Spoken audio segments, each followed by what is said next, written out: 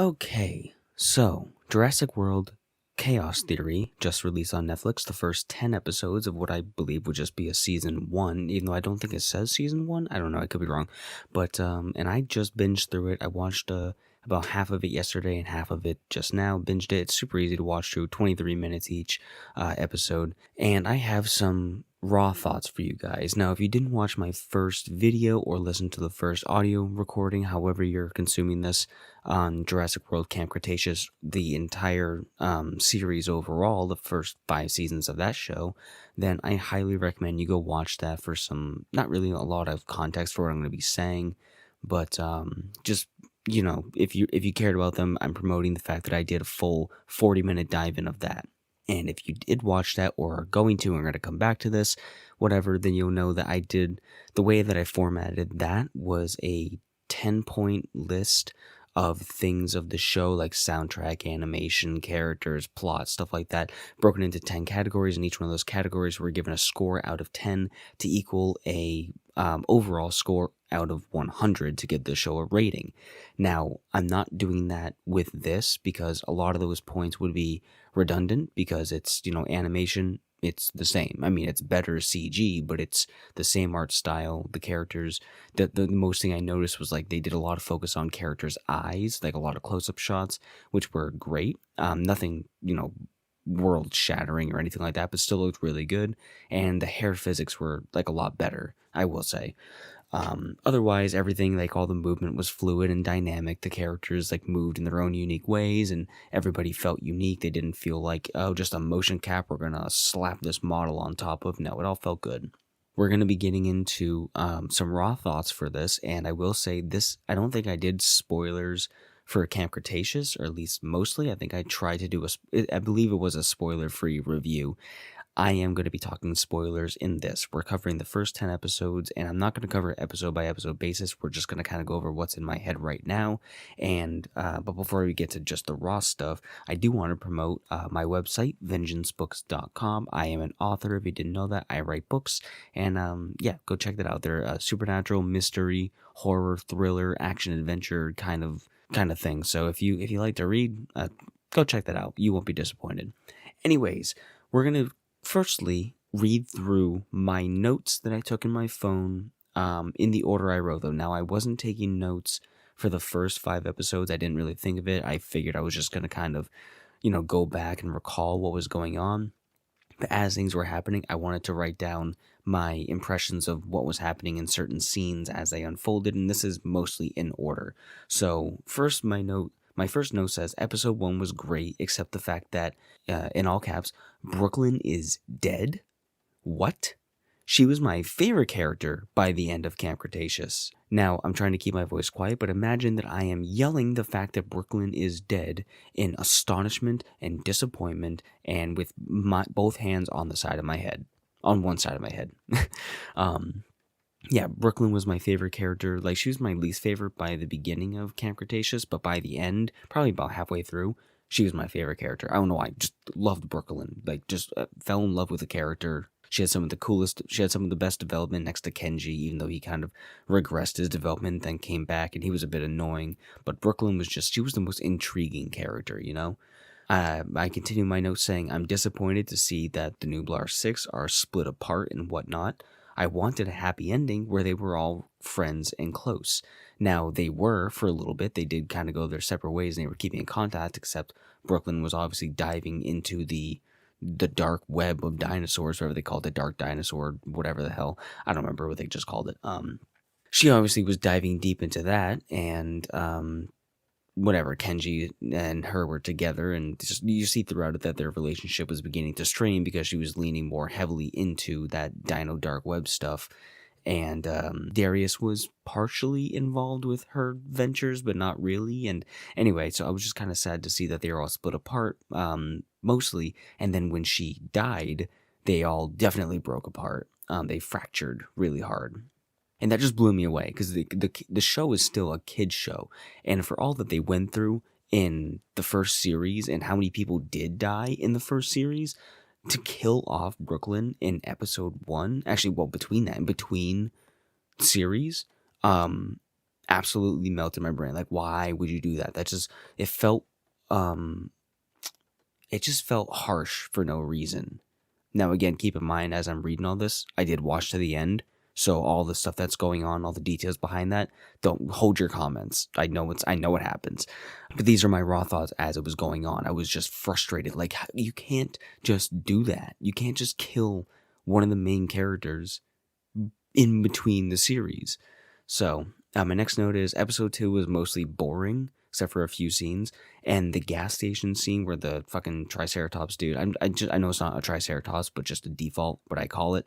Triceratops got its horn stuck in the gas pump support, and then it was a whole like fire extinguisher. They're doing like combat rolls to get the fire extinguisher and put out the fire, and it was just stupid. It was unnecessary. It was pointless action to happen, I think, just to kind of pad the runtime. So that episode 2 was a bit rough at points.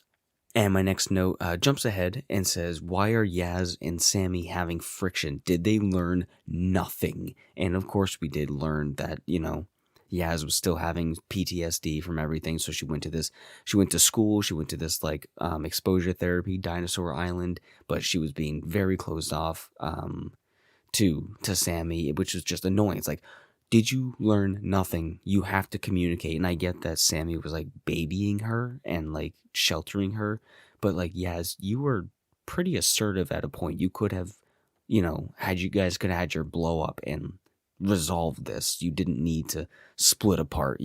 They weren't broken up, but like, it was just, I don't know. I just didn't believe that aspect of it. I believe the PTSD and that she needed to get away, but I don't believe that they wouldn't have had this conversation and handled it better. It just seemed silly. But I have to remember they are kids. They are, what are they, like 16 or, well, no, that's a couple years after. So they're college age. They were like 12 to 14, I think, in the first days. I think Darius was 12 and Yaz was like 15 or 16 or something. I don't know. I don't remember their ages. I think I looked it up once just to see, wait a minute, how old are they? And I think the oldest was Yaz or Kenji at 16 or 17. So by this point, they are college age. Obviously, they're adults, but they're still immature in that way. My next note says, so far by episode 6, each character feels familiar and like a natural evolution of themselves. I did feel like none of the characters felt overly like, oh, they just changed to fit a new mold for a character that they need to be. They all felt like themselves grown up. They really did. Especially Ben. He grew up a lot. He doubled in size. And Ben did feel like who he was by the end of Camp Cretaceous. He felt like a natural evolution of that. I will say Darius felt really bland. He was pretty bland in the first series for a bit because he was like your window into the world. He was the character that you assumed yourself to be in a way.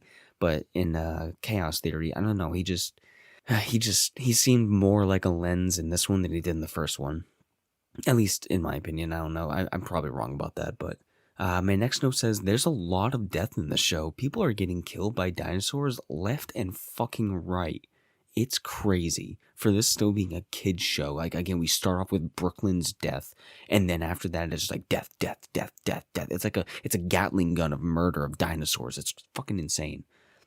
My next note says, I still cannot get over how brutal Brooklyn's death is and find it hard to accept. Now, keep in mind, as an addendum to this, keep in mind that we keep seeing bits and pieces of the flashback, and we're hearing her screams. We're seeing her being chased by the Allosaurus. My note continues saying there was blood. Like, we don't see her ripped to pieces, but we see a spatter of blood, like dark red blood on the ground. And you're like, you don't even see blood on the dinosaurs' mouths when they clearly just ate somebody or bit their head off. And you don't see blood anywhere else, but you see a massive blood stain, a pool of blood on the ground. And I said, we saw her last recorded moments. Like, she was selfie filming herself, sending a video to Darius, asking where he is as she gets chased down, and the phone cuts out as she screams, getting killed by the Allosaurus. And I continue to say, like, I honestly kind of hate it. Even though it's the thing that drives the plot forward, it's what gets them all back together and drove them apart. I hate it. I would have preferred it to be Sammy or Kenji just because I liked Brooklyn too much. I don't know. Yeah, because I never really liked Kenji all that much. He was always annoying. He was always so flippant and deservingly so. No character really had any of those issues without cause, reason that were not justifiable. But like, if anyone was to die, I would have wished it to be like Kenji or Sammy because I wasn't attached to them as much as I was to Yaz, Darius, or obviously Brooklyn. My next note says, suffers a lot from a character about to exposit something important and getting cut off by the plot interrupting. Like, come on, it got old, and it's such a tired trope. So Darius is like, Kenji, I have to tell you something about Brooklyn. And Kenji's like, what are you going to tell me, bro? You better tell me something good. And then like a dinosaur shows up out of nowhere. It's like, it's like it's Kong or a Transformer catching somebody in the air as they're about to fall and die hitting the ground. Happens constantly in those movies. And this is the same thing. It's like, I have something important to tell you. Dean, the demons are coming to get us. Oh no, look, a demon. You know, it's a constant cutoff. And that got so old so fast. They did it so many times. And I get it, they're trying to keep you on the hook. They're short episodes, they're 20-minute long episodes. You got to keep that plot going forward. There is a bug crawling around. Excuse me, who are you? You don't pay rent, get out. There was a bug crawling on my knife. Yeah, but it just got old fast because they did it so much. My next note says, Kenji's freakout and trauma response to his dad getting fucking ripped apart by raptors was absolutely perfectly executed. I was choked up the whole time. Holy shit. Like the way that, I forget who the voice actor is, but the way that the actor portrayed that, the way it was animated, the way like you see him getting like tunnel vision, getting blurry, his muffled hearing in the car as he's like grappling with the fact that he just watched his dad get killed. Even though he hated his dad, it was still, you know, then he gets out of the car, almost throws up and just has a breakdown. Dude, it was so well acted. I was like, holy fuck, I'm feeling this. The next note says, the show skirts around really adult themes and rides that rating line closely. Besides Brooklyn and the amount of people getting eaten, they always seem to hint at things like cheating in relationships and stuff, and then pull it back with some smaller, albeit relevant interpretation. So, like, the whole time when Darius is like, I have to tell you something, and Kenji's like, what are you going to tell me, bro? That whole kind of thing you're expecting, because Brooklyn stayed with Darius after her and Kenji broke up because she was, like, ignoring Kenji and not mentally with him all the time. She was so distracted by the Dino Dark Web stuff and whatever she was doing.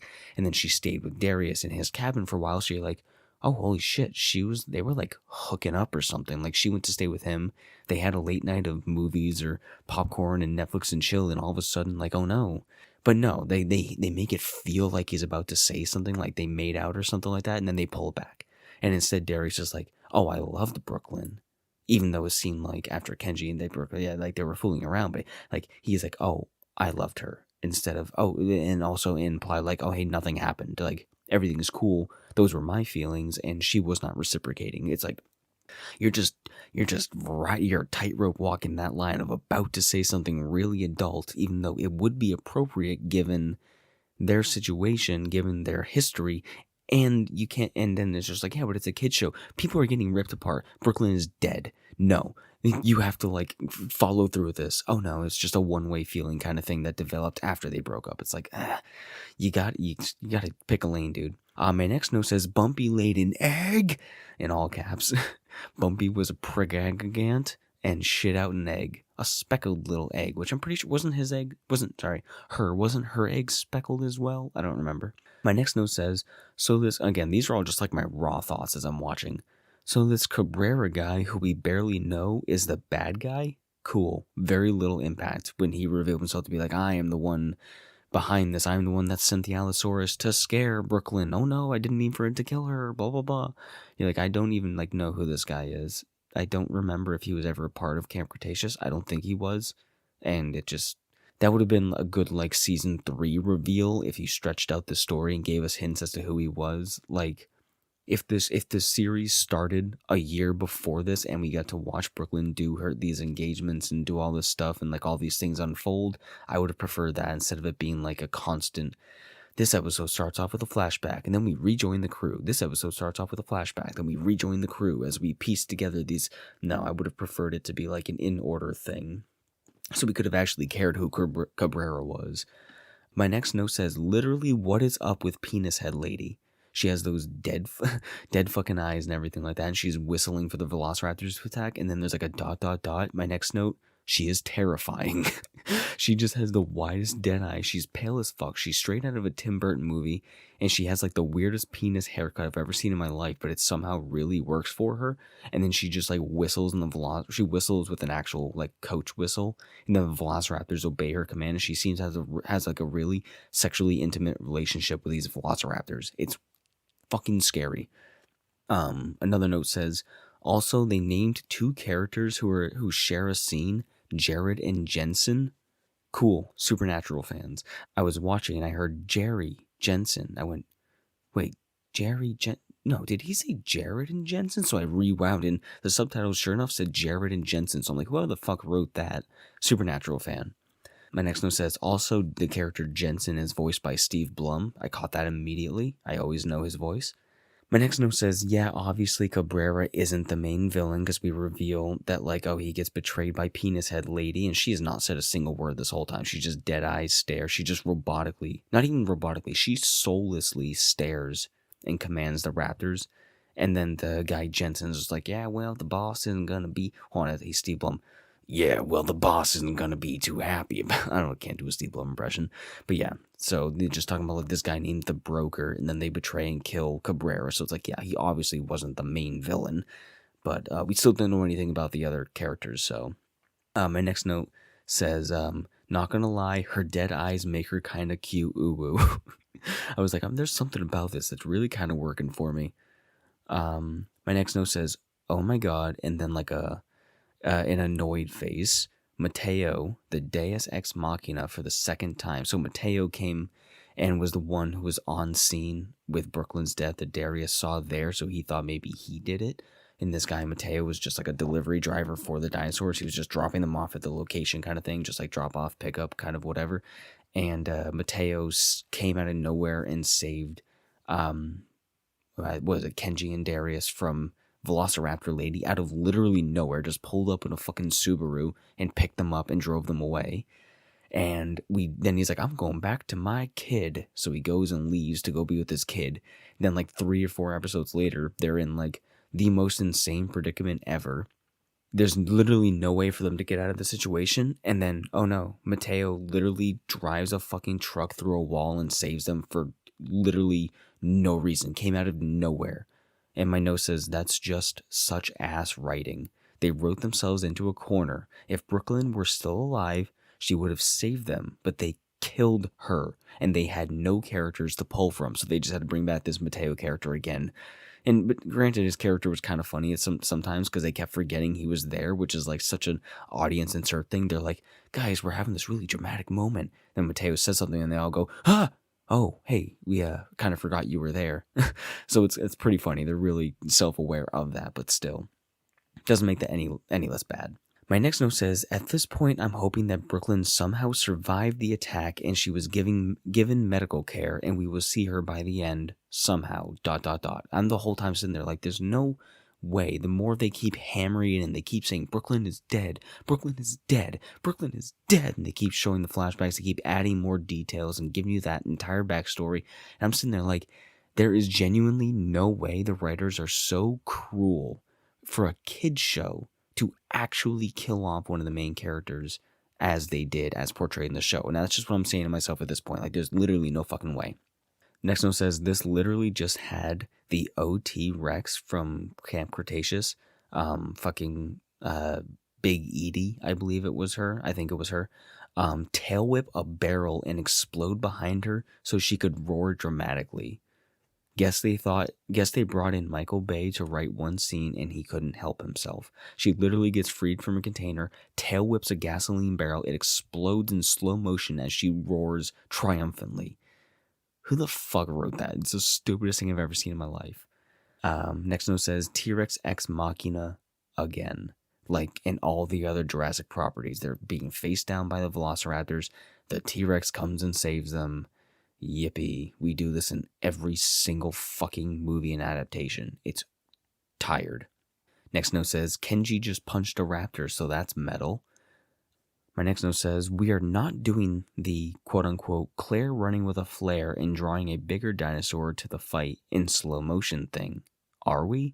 Yes, we are, because that's what Darius does. Darius sees the Allosaurus who killed Brooklyn, grabs the fucking cattle prod, ignites it so it follows the light from it, runs in slow motion around a corner while it chases him, throws the cattle prod at the T-Rex who's fighting the Velociraptors. The Allosaurus ignores Darius, chases the cattle prod, and joins the fight. Such a dumb scene. I get that scene was absolutely fucking sick, my dude, in Jurassic World when Claire did that with the T-Rex, but we didn't need to recreate it. That was utterly fucking pointless. Obviously not pointless, but the homage to it was just so not needed. And the next note says, Big Edie didn't even kill the Allosaurus. He bit it, she, I'm going to say he, but they're all she, bit it in the back, gave it a slap in the side of the head and said shoo, and then it ran away. And then went and ate the character Jensen. Then I wrote Justice for Brooklyn, what the fuck. We didn't even get to see Allosaurus die. Bullshit. Then I wrote, by the way, Mateo looks just like Mr. Gigi. If you don't know Mr. Gigi, he's a YouTuber. Mistagg. Look him up. He looks just like Mateo. It's crazy. And then my second to last note, in all caps, screaming, I knew it. Brooklyn is alive. But what the hell is she doing, girl? Stop. You lost an arm. So Brooklyn is revealed to be alive, obviously, in the last scene. And I literally sat up, leaned forward, and started punching my knees in excitement because I was like, I fucking know it. I know it. Obviously, it's a kid's show. They would not have killed her. But, I was just so relieved that she was alive. But also at the same time, girl, what the fuck are you even doing? Do you know what your friends are going through right now because you won't tell them that you're alive? You're probably not telling them you're alive because you're protecting them. But they had a hit out on them the entire show. People are hunting them down. They could have died a fucking 100 times. And you were likely just being I'm trying to protect you guys. I couldn't let you get involved. Dog, they're involved. She probably didn't know they were being hunted down. She's too caught up in her own thing. But yeah, so she shows she has a stump for her left arm. I think her hand got bit off basically, halfway down the forearm to her hand got ripped off. But my next note says, but wait, so I guess Darius and Mateo, who were on the scene when they saw her body on the ground, just saw her with her arm ripped off and assumed she was dead? Because we saw her face. She was wearing a tank top when she got a full body view on screen, and she was only missing her arm. She wasn't ripped up. She didn't have an ear chopped off or anything. She didn't have an ear chopped off or anything. She wasn't missing an eye. It was just her arm. So what, they saw her on the ground with her hand bit off and all the blood and just thought she was dead? And I find it hard to believe that Darius didn't ride with her to wherever she was being taken to be respawned. What she did, there were police lights. She didn't get put in an ambulance and Darius didn't go with her? That doesn't make any sense. Darius just saw her arm, saw the blood, and thought, well, she's dead. Every time they looked at her, every time we saw his face in the flashback, it was all he saw was blood and bone. He had the most horrified expression on his face, as if she was nothing but a pile of meat and eyeballs. But no, she was just missing half of her arm. Not even half her arm, half of her forearm. And just knocked out. So I find that to be kind of dog shit. And just kind of annoying to string us along like that. And I get it. It was to keep you invested and to build that tension and to be to lead into season 2. What is she really doing? Girl, what are you doing? And why aren't you talking to your friends? I get it. I understand. I can pretty much draw a whole bunch of, red lines to where we're going. It's not that hard to piece that stuff together. Obviously, I don't know the plot, but it's not that hard to see where it's going. But it's still frustrating because those little inconsistencies. Darius would have stayed with her. Darius would not have just assumed her to be dead. What happened after that? We saw his shocked expression, and then what? He ran? I guess. He just ran away and left her body there? No. There's not a single chance in hell he would have left her bleeding out body there, especially if he saw her just missing her hand. He would have dragged her out of there on his shoulders. Like, he would have done literally anything. So, especially because we get the reveal that Darius was in love with Brooklyn. So, there's not a chance in hell he would have just left her there. I'm sorry, I don't buy it. So, they better, with how the writing was going in this season, I don't see themselves having a really good explanation. And again, for a kid's show, they can only make it so complicated. But it seems like they wrote themselves into a lot of corners just for the sake of dramatic tension and just for the sake of having some bam, bam, bam reveals throughout the show. So I think they wrote themselves into some pretty narrow corners and are going to have a hard time digging themselves out of it, but I'm excited to see what they do with that, because I don't have any huge expectations for it being a kids show, but for it being a kids show, I am very invested to see what happens with how much I really enjoyed Camp Cretaceous. I don't remember my score. I think it was like high 70s or low 80s. I very much enjoyed Camp Cretaceous. And I do want to do a rewatch of it as well. I started watching it again, but things got in the way. And it was too soon after finishing it. I like to do a thing where I finish the last episode and then go back to the first episode and just to see the characters, compare and contrast and whatever have you. And to look back on them like, oh, you poor juvenile souls, what you're going to go through.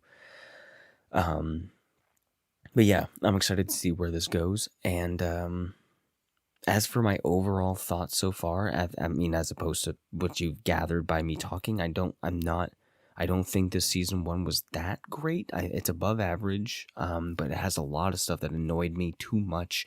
But you can't deny my excitement at the end to see Brooklyn was alive. Girl, you fucking kick ass.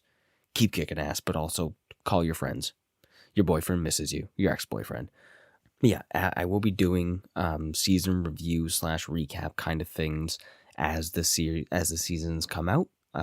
If you enjoyed, leave a like or interact with this however you can. Check out the Camp Cretaceous review, and these will all be in their own little playlist. So, at least on YouTube, I can't make a playlist on Spotify. So, thank you for watching or listening, and I will see you guys in the next one. Again, check out my book series, vengeancebooks.com. Bye-bye.